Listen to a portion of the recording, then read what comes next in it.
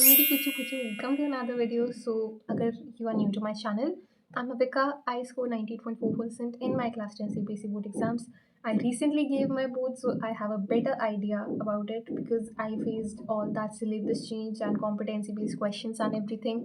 So, I am one of the best people to tell you about how you guys can score good in your class 10 boards. So, basically मैंने अपने board से पूरा internet छान मारा था, हर एक YouTuber की वीडियो, हर एक टीचर की वीडियो, हर एक वीडियो मैंने देख रखी है. But you do not have to waste that much of your time. I am going to help you and summarise the tips from those videos and give my very own tips also, ताकि तुम्हारे board से बहुत अच्छी percentage आ सके and नए syllabus के according तुम अच्छे मार्क्स ला पाओ. Okay, so without any further ado let's begin this video. देखो, first of all class 10 is very easy. बहुत ईजी होती है, बहुत बहुत बहुत ईजी होती है. It's literally the easiest. ये बस लोगों ने ओवररेटेड और हाइप कर रखा है क्लास 10 को कि क्लास 10 तो बहुत हार्ड होती है, ये वो एंड शिट. सो ऐसा कुछ नहीं है. You guys have to chill out. First of all, इतना स्ट्रेस लोगे नन्ही सी जानो, कुछ हो जाएगा, शांत रहो, ठीक है. अब तक जो एग्जाम्स खराब हो गए, जैसे भी गए, इट्स ऑल राइट. कुछ मैटर नहीं करता, तुम्हारी बोर्ड्स का पेपर मैटर करता है अभी के लिए, ठीक है. तुम अपनी जी जान लगा के मेहनत करो, स्मार्ट वर्क करो एंड उसमें भी अच्छे नंबर आ जाएंगे. So I am going to guide you today कि अभी जो बचा कुछ टाइम है उसमें तुम अच्छे मार्क्स कैसे ला सकते हो. Okay, first of all, I did not go to any coaching. I just watched one shot for free on YouTube. मैंने कोई ऑनलाइन बैच नहीं लिया था, मैंने कोई ऑफलाइन बैच नहीं लिया था. I did not attend any coaching and I was engaged in so many activities. मैंने एमियंस भी करे थे, मैंने स्कूल के फंक्शंस एंड जो भी होते थे सब में एक्टिवली पार्टिसिपेट करा था. And yet I managed much time and scored this percentage which is quite decent I think. तो तुम भी कर सकते हो. ऑब्वियसली अभी भी टाइम बचा है. I literally started studying from the end of December. I remember मैंने एक टाइम टेबल बनाया था कि सर्दी की छुट्टी में तो मैं सब कुछ कर लूँगी, लेकिन मैंने सर्दी की छुट्टियाँ भी बर्बाद कर दी थी. So just January I did everything. पूरे दिसंबर पे लिटरली मेरा सिलेबस, मैंने सोचा था एक बार रिवीजन भी कर दूंगी, लेकिन मेरा सिलेबस ही हो पाया था दिसंबर के एंड तक. एंड उसके बाद I regularly did PYQs and sample question papers. So first of all, coaching तुम्हें नहीं जाना है. फ्रॉम माई ओपिनियन, अगर तुम्हें नीड लगती है कि तुम्हें समझने में प्रॉब्लम्स आ रही है, ऑनलाइन अच्छे से समझ नहीं आ रहा, then you can definitely go for coaching. But थोड़ा सा टाइम का फैक्टर है कि टाइम थोड़ा चला जाता है आने जाने में एंड मेनी मोर थिंग्स. उसके बाद में second thing which is how to complete your syllabus. तो first of all, know your syllabus.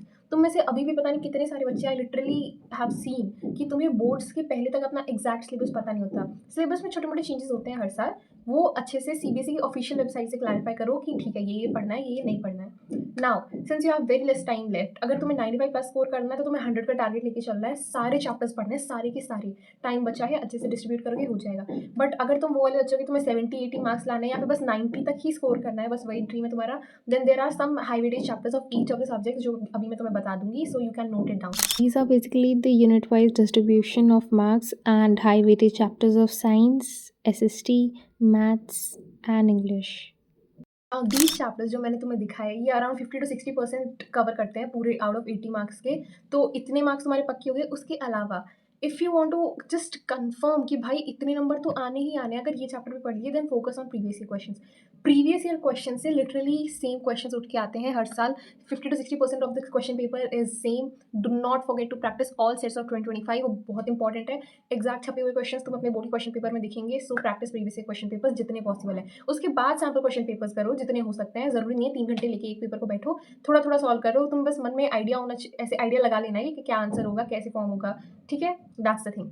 उसके बाद में हिंदी वाले बच्चों के लिए, अगर तुम्हारी हिंदी बहुत वीक है, आई हैड हिंदी ए, तो अगर तुम्हारी हिंदी बहुत वीक है तो तुम्हें प्रीवियस ईयर क्वेश्चंस में, जैसे क्षितिज और कृतिका थी मेरे पास, तो कृतिका से लिटरली जो 8 मार्क्स के क्वेश्चन है वो सेम ही आएंगे जो लास्ट ईयर आए थे वही आएंगे. कोई चेंज नहीं होगा. तुम्हें प्रीवियस ईयर क्वेश्चन जिससे लर्न कर लेने हैं बस, ठीक है. 3 क्वेश्चन होते हैं, चॉइस रहती है, उसमें 2 करने होते हैं. तो अगर तुम्हें ऑलरेडी उन 3 में से 2 भी आते हैं या 1 भी आता है तो तुम्हारे 4-5 नंबर पक्के हैं. अब देखो ना, SST is a very very very scoring subject. SST में ज़रूरी नहीं है कि अभी तुम NCERT पे ही फोकस करो. सबसे पहले तो वन शॉट लगा लो हर चैप्टर का, ताकि तुम्हें एक ओवरव्यू मिल जाए और एक आइडिया लग जाए कि उस चैप्टर में एक्चुअली बात क्या हो रही है. उसके बाद में NCERT रीड करो, इंडेक्स क्वेश्चंस प्रैक्टिस करो, एक्सरसाइज क्वेश्चंस प्रैक्टिस करो एंड किसी भी अच्छी रिफ्रेशर से, Educart Oswaal, whatever you prefer, whatever you have right now, उससे पढ़ लो. अभी इन चीज़ों में मत घूमो कि वो यूट्यूबर कह रहा है ये वाली बुक ले लो, वो यूट्यूबर कह रहा है ये वाली बुक ले लो. अभी जो तुम्हारे पास है उससे पढ़ लो. और अगर कोई भी नहीं है then you can go for anyone, Educart, Oswaal, all in one, जो भी कन्वीनियंट है तुम्हारे लिए अभी वो ले लो. I would recommend Educart, not a sponsorship. Now science के लिए जितने भी इंटेक्स क्वेश्चंस हैं, जो भी एक्टिविटीज़ हैं, जो भी मोर टू नो वाली इन्फो येलो बॉक्सेस हैं, वो लर्न करके जाने हैं. क्वेश्चंस बनते हैं उनमें से. समरी पढ़ लेना चैप्टर की, उसमें कई बार अलग डेटा गिवन होता है, चैप्टर में अलग पढ़ाया जाता है, तो वो भी पढ़ लेना अच्छे से. उसके बाद में क्या बचा हमारे पास, इंग्लिश को हल्के मत लो. इंग्लिश में अनसीन पैसेज में इतने नंबर कटेंगे ना, तुम्हें रोना आ जाएगा बोर्ड्स में. तो कौन बोलता है इंग्लिश को, तो हम मेडिन एग्जाम के पहले पढ़े थे. शराब जब बोर्ड्स में जाओगे ना, वहाँ ऐसे-ऐसे आँसू टपकेंगे जब वो पूछेगा इसका सिनोनिम ढूँढ के निकालो, इसका एंटोनिम ढूँढ के निकालो, एक क्रोनोलॉजी को फिल करो। अपने आप समझ आ जाएगा वहाँ पे। कि अगर तुम्हारे पास एक स्कोरिंग सब्जेक्ट है, जिसमें तुम मार्क्स पक्के कर सकते हो, तो तुम ये क्यों हीरो बन रहे हो कि नहीं, हम तो एक दिन पहले पढ़ेंगे, ढंग से पढ़ लेना है, अच्छे से ग्रामर के अनुराग सर के लेक्चर्स देख लेना, ग्रामर एक बार में कवर हो जाएगी, वापस पढ़ने की ज़रूरत नहीं है। My notes, my personal notes with good vocabulary, with proper summary are in the description, you can click on them and just get a view out of it and print it. For physics and maths, ये ऐसे 2 subject जिसमें तुम सब रोने लग जाते हो। और देखो 10th तक तो फिजिक्स बहुत ईज़ी होती है। तुम्हें एक बार कॉन्सेप्ट समझना होगा। अगर तुमने मन में बिठा लिया कि भाई ये तो मेरे से होना ही नहीं है, तो वो नहीं होगा। तुम्हें एक बार अपना माइंडसेट चेंज करना होगा एंड उसके बाद में ट्राई करना होगा पढ़ने के लिए। तो उसके लिए सबसे पहले कोई भी वन शॉट लगा लो, अच्छे से पढ़ लो उससे। उसके बाद में क्वेश्चंस प्रैक्टिस करो, ईज़ी-ईज़ी करो पहले, ताकि थोड़ा कॉन्फिडेंस बिल्ड हो, फिर थोड़े हार्ड की तरफ जाओ, ठीक है? Now another thing which is how do we complete this chapter. अभी सबसे पहले एक वन शॉट लेक्चर लगाया, एनसीईआरटी रीडिंग का क्वेश्चन सॉल्व करी। उसके बाद में प्री-वाई-क्यूज़ जितने हो रहे हैं अच्छे से कर लो, रिफ्रेशर से क्वेश्चंस कर दो, दैट्स इट, हो गया तुम्हारा चैप्टर। इतना सा करना है यार। And you guys are so stressed up कि अब कैसे होगा, 2 ढाई महीने बचे।